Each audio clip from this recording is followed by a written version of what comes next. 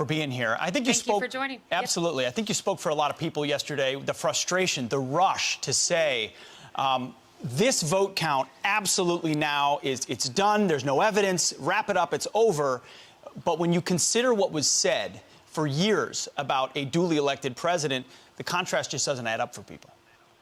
Pete, it doesn't add up. We know that Peter Strzok was going after this president before he was even elected. We know once the president got elected, that's when you had Elizabeth Warren saying, let's send the Government Accountability Office after this president. You had 70 Democrats who wouldn't attend his inauguration, and then the Russia hoax investigation continued with Robert Mueller, ending in an exoneration. That's how they honored the will of the American people then, and the media aided and abetted them every step of the way with false headlines, absolutely defamatory. They won Pulitzers for their Russia hoax reporting.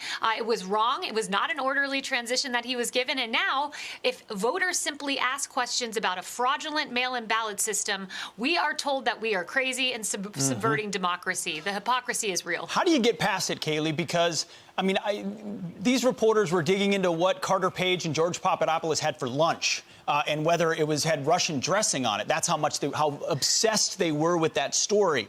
Yet you could present a lot of evidence, whether it's data evidence or physical ballot evidence, and they seem to not want to hear it. How do you break through that if and when that evidence is provided?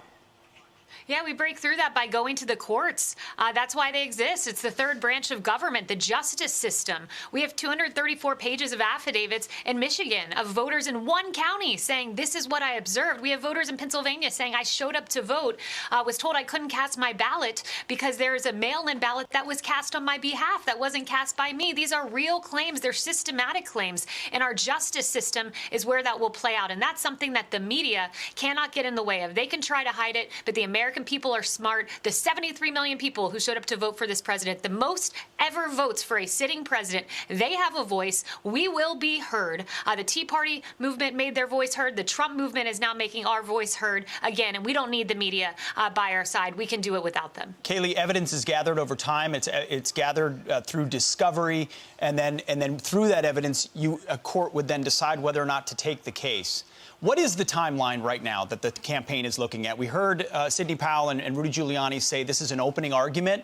A lot of people were taken aback by that. Is it a part of a new argument that the campaign is making, different than the previous and earlier on legal challenges? No, the previous legal challenges are ongoing. In fact, in Pennsylvania, I've made the case about the equal protection claim where voters in Democrat counties got to cure their ballots, but not in Republican counties. Well, in fact, in a court yesterday, a Commonwealth court in Allegheny County, there was a suit by a third party brought, and they won on the grounds of equal protection. Of course, it's going to go up to the Pennsylvania Supreme Court, where it's Democrat, and they will reject it. But we've got to continue fighting this. The federal courts are the path, and hopefully up to the Supreme Court, because voter fraud is real, and they seized on a pandemic and created an electoral epidemic, one that was inexcusable, a system that should never have happened. Kayleigh, real quick exit question. A lot of focus has been on signatures and mail-in ballots and mail-out and that you just talked about inside the legal cases. Is the campaign prepared to make a larger one about electronic fraud, that potentially votes were changed? We hear a lot about that. That potentially votes were changed. We hear a lot about that. Is the campaign going in that direction as well?